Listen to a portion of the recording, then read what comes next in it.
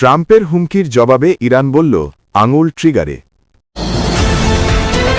Iran অভিমুখে আরও মার্কিন নৌবহর। ইরানে আহত বিক্ষোভকারীরা কেন হাসপাতালে গিয়ে চিকিৎসা নিতে চান না? দর্শক, শুনছিলেন সংবাদ শিরোনাম। এবার জানিয়ে দেব বিস্তারিত সংবাদ। তবে তার আগে অনুরোধ থাকবে, ভিডিওটিতে একটি লাইক দিন এবং ভিডিও সম্পর্কে আপনাদের গুরুত্বপূর্ণ মতামত কমেন্ট করে জানিয়ে দিন। ইরানের পররাষ্ট্রমন্ত্রী আব্বাস আরাগচি বলেছেন, যুক্তরাষ্ট্রের পক্ষ থেকে সম্ভাব্য যে কোনো হামলার তাৎক্ষণিক ও শক্তিশালী জবাব দিতে তার দেশের সশস্ত্র বাহিনী প্রস্তুত রয়েছে। মার্কিন প্রেসিডেন্ট ডোনাল্ড ট্রাম্প ইরানের বিরুদ্ধে সামরিক পদক্ষেপের হুমকি পুনর্ব্যক্ত করার কয়েক ঘণ্টা পর এ কথা বলেন আব্বাস আরাগচি। সামাজিক যোগাযোগ মাধ্যমে গতকাল বুধবার সন্ধ্যায় দেওয়া এক পোস্টে ইরানের পররাষ্ট্রমন্ত্রী লিখেন, আমাদের সাহসী সশস্ত্র বাহিনী প্রস্তুত রয়েছে আমাদের প্রিয় ভূমি, আকাশ ও সাগরের বিরুদ্ধে যে কোনো আগ্রাসনের তাৎক্ষণিক ও শক্তিশালী জবাব দিতে। তাদের আঙুল ট্রিগারে রয়েছে। গত বছরের জুনে ইসরায়েলের কয়েকদিন ব্যাপী সামরিক হামলা থেকে ইরান মূল্যবান শিক্ষা নিয়েছে বলে উল্লেখ করেন আব্বাস আরাগচি। সে সময় যুক্তরাষ্ট্র ইরানের পারমাণবিক স্থাপনাগুলোর ওপর নিজস্ব হামলা চালায়। ইরানের পররাষ্ট্রমন্ত্রী আরও লেখেন, 12 দিনের ওই যুদ্ধ থেকে পাওয়া মূল্যবান শিক্ষা আমাদের আরও শক্তিশালী, দ্রুত ও ব্যাপকভাবে জবাব দেওয়ার সক্ষমতা তৈরি করে দিয়েছে। আব্বাস আরাগচির এমন কথার কয়েক ঘণ্টা আগে ট্রাম্প নতুন করে ইরানের বিরুদ্ধে সামরিক হামলার হুমকি দেন। নিজের সামাজিক যোগাযোগ মাধ্যম ট্রুথ সোশ্যালে এক দীর্ঘ পোস্টে ট্রাম্প লেখেন, একটি বিশাল নৌবহর ইরানের দিকে এগিয়ে যাচ্ছে। ওই বহর প্রয়োজনে দ্রুত ও শক্তি প্রয়োগের মাধ্যমে মিশন সম্পন্ন করতে প্রস্তুত, আগ্রহী ও সক্ষম। এর আগে গত মঙ্গলবার দেওয়া এক ভাষণে ট্রাম্প বলেন, আমি আশা করছি তারা সমঝোতায় রাজি হবে। জবাবে আব্বাস আরাগচি বলেন, সামরিক হুমকি দিয়ে কূটনৈতিক প্রচেষ্টা চালানো কোনো ফলপ্রসূ পদ্ধতি নয়। তারা যদি সত্যিই আলোচনায় বসতে চায়, তাহলে হুমকি দেওয়া, অপ্রাসঙ্গিক বিষয় তোলা বন্ধ করতে হবে। সাম্প্রতিক সরকার বিরোধী বিক্ষোভ দমনে কঠোর অভিযানের অভিযোগে ওয়াশিংটন সহ পশ্চিমাদের ক্রমবর্ধমান চাপের মধ্যে রয়েছে তেহরান। এর মধ্যে ট্রাম্পের হামলার হুমকি ইরানের ওপর চাপ আরও বাড়িয়েছে। ইরানে হামলা চালাতে পারে যুক্তরাষ্ট্র, কয়েকদিন ধরেই এমন জল্পনা কল্পনা চলছে। এর মধ্যে গত সোমবার মধ্যপ্রাচ্যে বিমানবাহী রণতরী সহ গুরুত্বপূর্ণ সামরিক সরঞ্জাম মোতায়েন করেছে যুক্তরাষ্ট্র। এবার ইরান অভিমুখে আরও নৌবহর পাঠানোর কথা জানিয়েছে তারা। একই সঙ্গে অঞ্চলটিতে সামরিক মহড়া চালানোরও ঘোষণা দেওয়া হয়েছে। গত মঙ্গলবার এক ভাষণে যুক্তরাষ্ট্রের প্রেসিডেন্ট ডোনাল্ড ট্রাম্প বলেন, আরও একটি সুসজ্জিত নৌবহর ইরানের পথে আছে। আমি আশা করছি তারা সমঝোতায় রাজি হবে। ট্রাম্পের এমন হুমকিকে পাত্তা দিচ্ছে না ইরান। দেশটির পররাষ্ট্রমন্ত্রী গতকাল বুধবার বলেছেন, ইরানকে হুমকি দিলে ওয়াশিংটন ও তেহরানের মধ্যে কোনো আলোচনা সম্ভব নয়। তিনি বলেন, সামরিক হুমকি দিয়ে কূটনৈতিক প্রচেষ্টা চালানো কোনো ফলপ্রসূ পদ্ধতি নয়। তারা যদি সত্যিই আলোচনায় বসতে চায়, তাহলে হুমকি দেওয়া, অপ্রাসঙ্গিক বিষয় তোলা বন্ধ করতে হবে। গার্ডিয়ানের খবরে বলা হয়েছে, যুক্তরাষ্ট্রের সেন্ট্রাল কমান্ডের বিমান বাহিনীর শাখা এয়ারফোর্সেস সেন্ট্রাল গত মঙ্গলবার জানিয়েছে, তারা মধ্যপ্রাচ্যে একটি প্রস্তুতি সামরিক মহড়া চালাবে। কয়েকদিন চলবে এই মহড়া।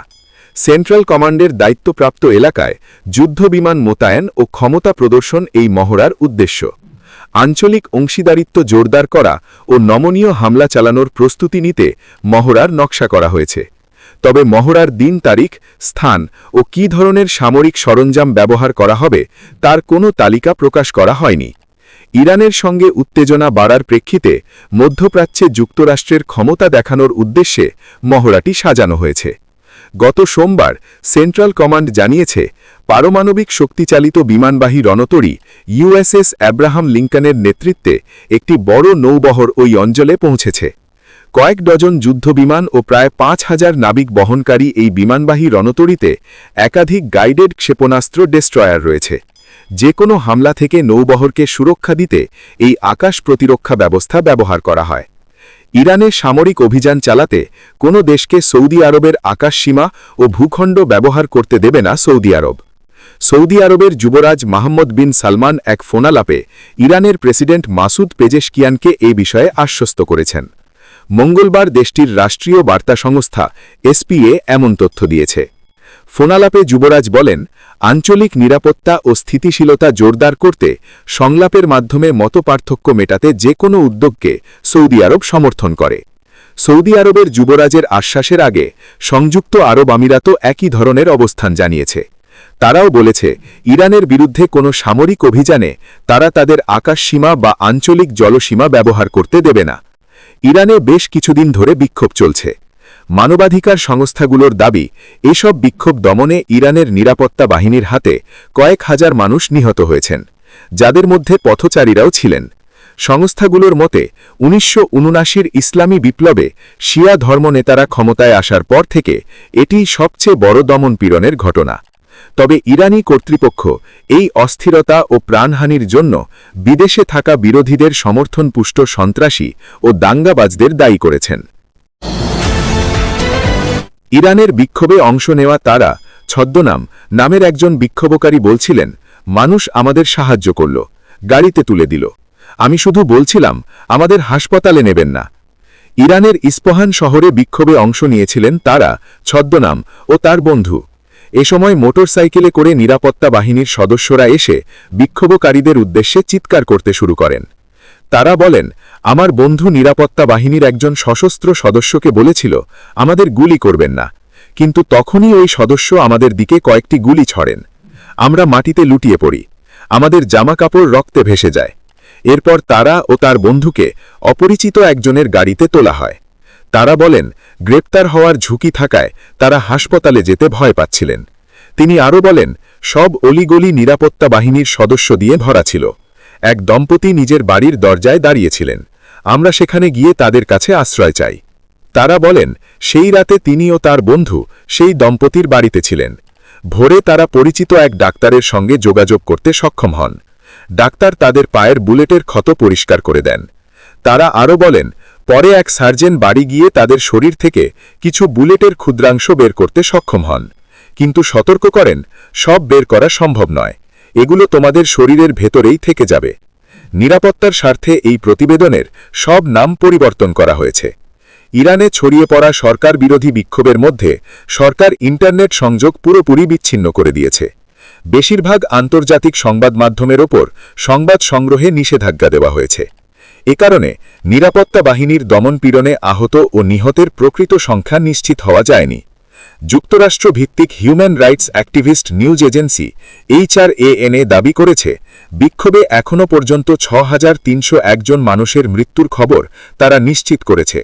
এর মধ্যে ৫,৯২৫ জন বিক্ষোভকারী, ১১২ জন শিশু ও ৫০ জন সাধারণ পথচারী। এছাড়াও নিরাপত্তা বাহিনীর ২১৪ জন সদস্য নিহত হয়েছেন বলে জানা গেছে। সংস্থাটি আরও ১৭,০০০-এর বেশি মানুষের মৃত্যুর খবর খতিয়ে দেখছে, কিন্তু ইরান সরকার ৩,০০০-এর কিছু বেশি মানুষ নিহত হওয়ার কথা নিশ্চিত করেছে। HRAN-এর তথ্যমতে এই আন্দোলনে অন্তত ১১,০০০ বিক্ষোভকারী গুরুতর আহত হয়েছেন। আহত ব্যক্তিদের কয়েকজন বিবিসিকে বলেছেন, গ্রেপ্তার হওয়ার ভয়ে তারা হাসপাতালে চিকিৎসা নিতে যাচ্ছেন না। ফলে তারা এমন কিছু ডাক্তার, নার্স ও ভলেন্টিয়ারদের ওপর ভরসা করছেন, যারা নিজেদের ঝুঁকি সত্ত্বেও গোপনে ঘরে ঘরে গিয়ে চিকিৎসা দিচ্ছেন। স্বাস্থ্যকর্মীরাও বিবিসিকে বলেছেন, হাসপাতালগুলোতে নিরাপত্তা বাহিনীর কড়া উপস্থিতি রয়েছে। আহত বিক্ষোভকারীদের চিহ্নিত করতে তারা সর্বক্ষণ রোগীদের নথিপত্র পরীক্ষা করছেন। তেহরানের নিমা নামের এক সার্জন বলেন, ৮ জানুয়ারি কর্মস্থলে যাওয়ার সময় তিনি পথে অনেক যুবককে রক্তাক্ত অবস্থায় পড়ে থাকতে দেখেন। সেদিন বিক্ষোভ দমনে মারমুখী অবস্থান নিয়েছিল নিরাপত্তা বাহিনী। নিমা বিবিসিকে বলেন, পুলিশের তল্লাশিতে পড়ার ভয়ে তিনি একজনকে তার গাড়ির ডিক্কিতে হুক করে হাসপাতালে নিয়ে যান। তিনি আরও বলেন, প্রায় ৯৬ ঘণ্টা না ঘুমিয়ে, এমনকি এক মুহূর্তের জন্য চোখ না বুঝে আমরা একটানা অস্ত্রোপচার করেছি, কিন্তু কেউ কোনো অভিযোগ করিনি। এই সার্জন বলেন, তার হাসপাতালে চিকিৎসা নেওয়া অনেক যুবকের শরীরে গুরুতর অঙ্গ ও হাত পায়ে গুলির গভীর ক্ষত ছিল। অনেকের জখম এতটাই গুরুতর ছিল যে শেষ পর্যন্ত তাদের হাত পা কেটে ফেলতে হয়েছে, যা তাদের স্থায়ীভাবে পঙ্গুত্বের দিকে ঠেলে দিয়েছে। তবে ইরানি কর্তৃপক্ষ এই দমনপীড়নের অভিযোগ অস্বীকার করেছেন। দেশটির স্বাস্থ্য মন্ত্রণালয়ের মুখপাত্র হোসেন শুক্রি জানিয়েছেন, মানুষ সরকারি হাসপাতালের ওপর আস্থাশীল এবং হাজার হাজার মানুষ চিকিৎসা নিচ্ছেন। সরকারি হিসেবে নিহতের সংখ্যা প্রায় ৩,১০০ জন। তাদের